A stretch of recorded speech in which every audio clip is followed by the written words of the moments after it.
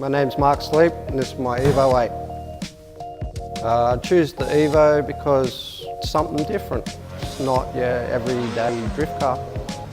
Kustom Kraft's just a small family business where it's me and my dad. Because we were engineers, we thought we'd attempt to create a rear-wheel drive drift Evo.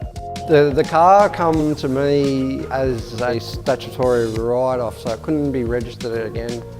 And we started by stripping the car right out.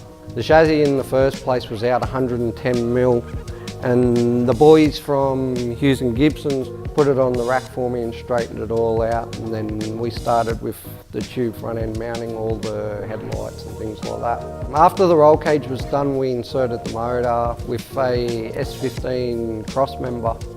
Then we cut the tunnel out and made the tunnel with all the sheet metal and inserted the gearbox. We created our own bell housing to adapt to a T56 from LS3.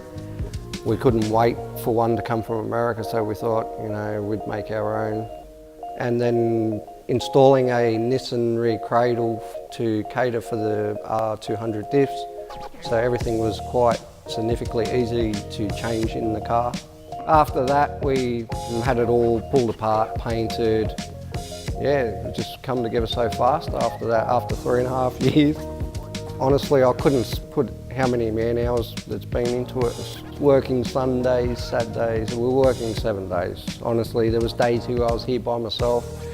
The reason why we chose the Mitsubishi Evo I was because basically being a pure sports car, we knew that it'd have great potential capabilities, and being able to get Bendix brakes to be able to slide straight into the Brembos was a great thing for us, than having to upgrade to the Skyline Brembos all the time. Plans would be now just to get out and do some testing and have some fun.